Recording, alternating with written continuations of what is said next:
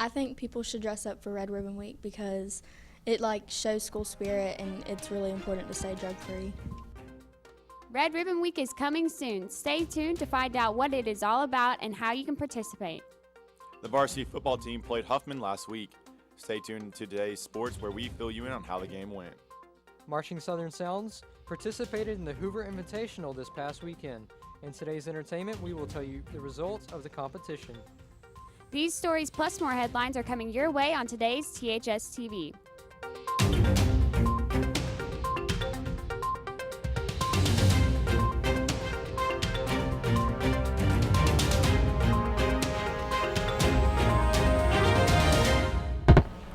Homecoming week has come and gone, but students will have another round of dress-up days next week to support a cause. Good morning, I'm Lizzie Milstead. And I'm Sam Callahan. This is THS TV. And now to today's top story.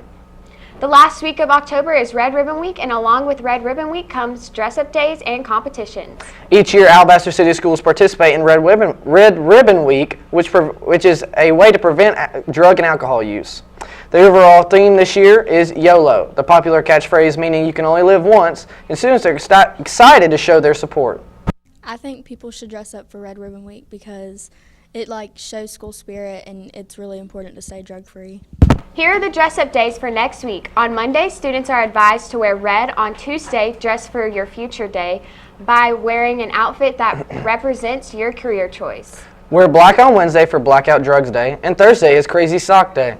The week will wrap up on Friday with Our Future is Bright, where students will wear neon. The first period class that has the highest participation rate will have a donut party. Along with the new banners hanging in the hallways, the school is trying to spread even more words of encouragement to the streets of Alabaster.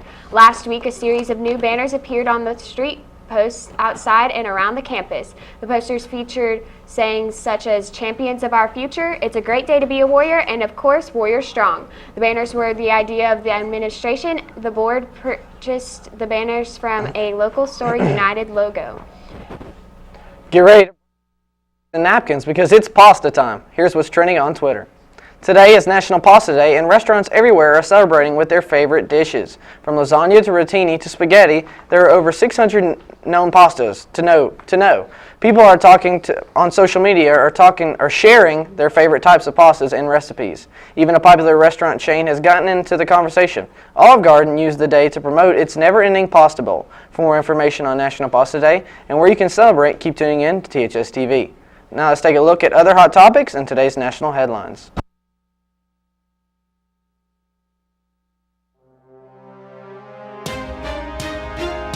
Still to come on THS TV. If you're wondering how the volleyball game against our rivals Pelham went, we have the details in sports. Breast cancer awareness is being brought.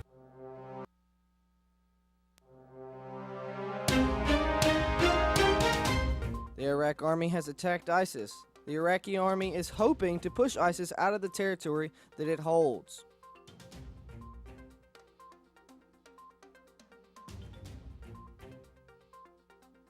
Donald Trump is blaming the media and labeled them corrupt for Hillary, and if he loses, it is their fault.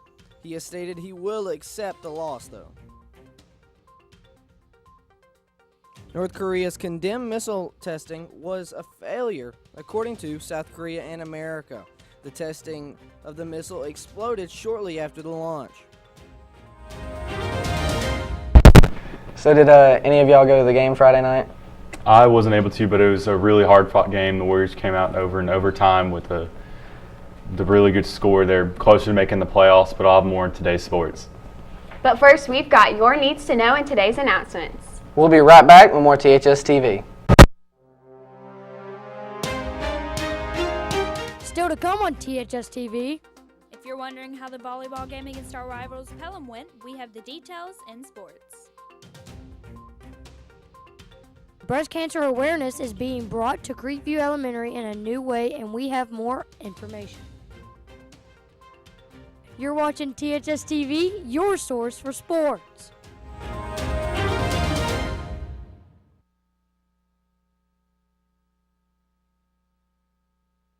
Playoff hopes alive. The Warriors open the game with a forced turnover on the first play, followed by a quick score on the next play. The Warrior defense was able to hold the Vikings till late in the game when Huffman TD forced overtime. The Huffman TD forced overtime. Warriors scored in a quick 3 plays but missed the extra point. The defense answered the call and came up with a stop, securing a victory with a score of 13-7. Friday night, Hoover comes to Larry Simmons Stadium in the final region matchup of the season. A must-win for the Warriors to make playoffs. Friday night was an eventful night for football teams around our area. Hoover took on their rival Vestavia Hills and came out with a 38-7 win, marking their 6th victory in a row. Spain Park also had a major win over Tuscaloosa County, finishing out the game 35-0. Oak Mountain and Mountain Brook matched up, ended with a 42-27 loss for the Eagles. And our rival Pelham took on Chilton County and came out with a loss with a final score of 35-30. For more of our updates on our area games, keep tuning into THS TV. Saturday was a defining weekend in college football, in terms of separating the top teams, that is. The Alabama Crimson Tide rolled to a victory against Tennessee Volunteers. Alabama ran for over 400 yards in a 49-10 win. The Ohio State Buckeyes found themselves in a dogfight against the Wisconsin Badgers. The Badgers pushed their Buckeyes to their limits, but Ohio State escaped the victory. The biggest scare of the day was Clemson taking on North Carolina State. NC State pushed Clemson to the edge, but a missed field goal as time expired forced overtime. Clemson proved to be too much for the Wolfpack, scoring a first in overtime and forcing an interception that sealed the win for the Tigers. From the high school gym to the college turf, we've got the details in today's national sports headlines.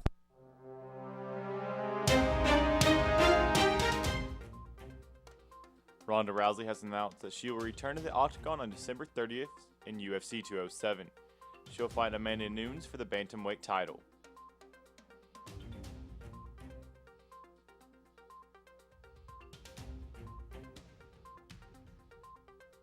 As the MLB playoffs continue, the Cleveland Indians have taken a 2-0 lead in the ALCS over the Toronto Blue Jays. In the NLCS, the Chicago Cubs lead the Los Angeles Dodgers 1-0.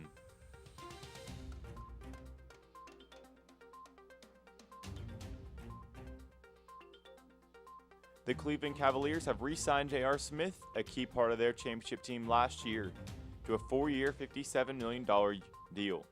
J.R. and the Cavs management have been in a contract standoff since the beginning of the off-season.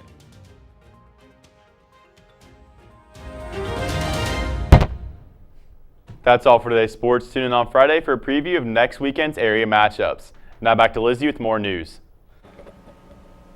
Learning doesn't just have to happen through a pencil and paper. Getting hands-on can also do the trick. Reporter Sammy Chatham takes us inside Mr. Callie's history class to see how he took learning to a whole new level. Learning can come in many different forms, from writing notes to memorizing vocabulary to making up songs. But learning took a toll in one of Thompson's history classes this week. Mr. Callie's classes took part in a breakout simulation to learn more about the Renaissance time period. Just very fun in general. It was just very fun, having to work with your classmates and just think really hard about it and everything. And then it was so weird that I ended up finding the little box that had the little hints and everything in it, and it was just really weird because why me? I don't know. But yeah, I enjoyed it. It was a lot of fun.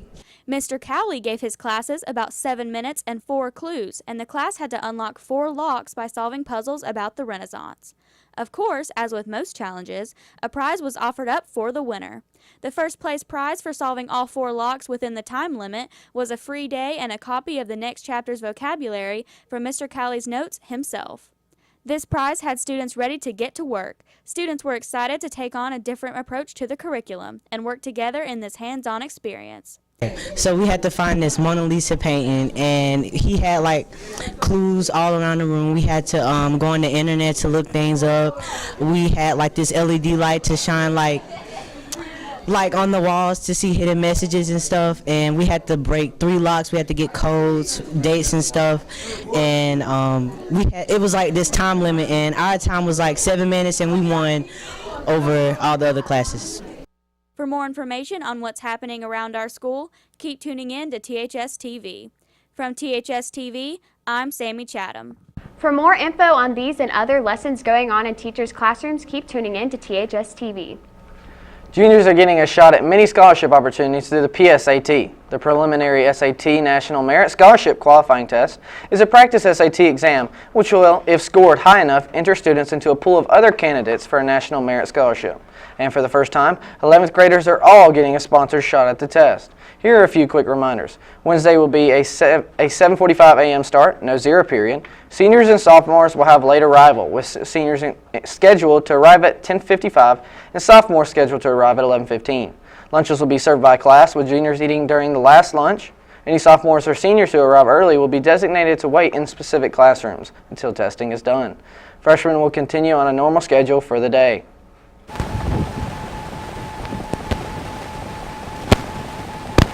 So, the Marching Southern Sounds went to the competition this weekend. Did any of y'all go to it? Yeah, I heard about that. I'm really proud of them because I know they tied for first place, and I know that's really kind of exciting for them because I know they tried really hard. I know they trained all year for this, and it's a really big event. I know that obviously I'm friends with people who are in the band, some of the majorettes, and they all look forward to this event, and they were happy when it came. So, I've got more in today's entertainment. But first, Matthew has your local forecast and today's Warrior weather. We'll be right back. Still to come on THS TV. Marching Southern Sounds took on Hoover Invitational last weekend, and we have the results and entertainment. Looking for a new place to get spooked for Halloween? In special segment, I have more on the creeps you can get in Columbia. You're watching THS TV, your source for entertainment.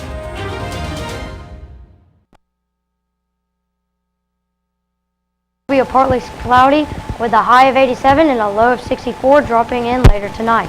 Tomorrow we'll have a few clouds from time to time and we'll have a high of 88 and a low of 65. Wednesday will be partly cloudy with a high of 88 and a low of 64. Thursday will also be partly cloudy skies with a high of 84 but dropping to 58 degrees with some late night showers. As we ended the day with showers on Thursday, Friday will begin with AM showers but clearing up later that day with a high of 69 and a low of 47. So if you're going to the football game, you might want to bring a jacket. That's all for today's Warrior weather. Now let's go to Joseph with today's entertainment.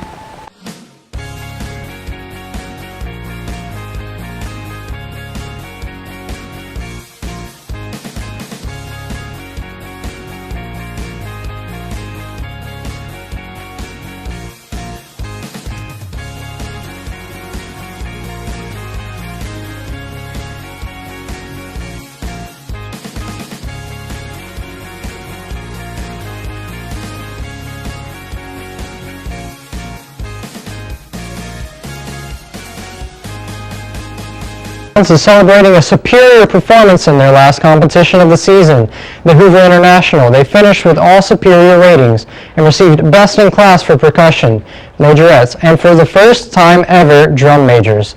They missed the Best in Class band, but by 1/10 of a point. Between the two competitions of the season, each unit achieved at least one Best in Class award. Halloween is coming soon, and so is 13 Nights of Halloween. Freedom is hosting its schedule of classic Halloween movies where you may be able to catch a few of your favorites. The movies begin on Wednesday and go through Halloween. Around 5 movies will air each weeknight, and movies will air all day on Saturday and Sunday. A few movies you may want to keep your eye out for are Halloween Town, Hocus Pocus, and The Addams Family. For the full schedule of scary movies for the spooky season, visit freeform.go.com. The dead are alive and walking, and look to stay that way. With just a week left under until the premiere season of 7 of The Walking Dead, the fans have something more to be excited about. As AMC's The Walking Dead has announced an extension to an 8th season for the TV show. This also includes the extension of The Walking Dead, the show that follows The Walking Dead every Sunday night. The Walking Dead comes back after its long-awaited return this Sunday night at 8 o'clock with an hour and a half for premiere.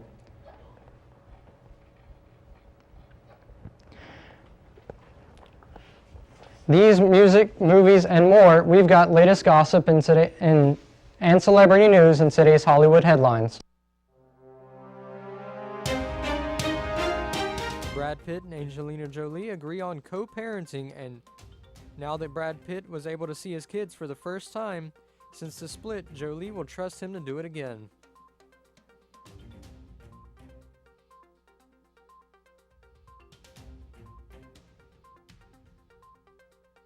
K. Rowling says that fans should expect 5 Fantastic Beasts and Where to Find Them films to hit the theaters.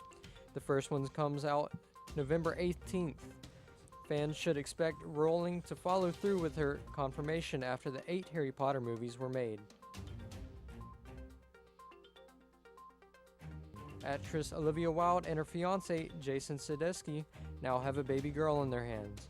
The couple say that after their first child, Otis, they definitely planned for more, and Wilde was more than happy to show off her baby bump when she was pregnant. That's all for entertainment. Tune in on Friday for more entertainment. Now let's toss it back to Nick with today's Spooky Spotlight.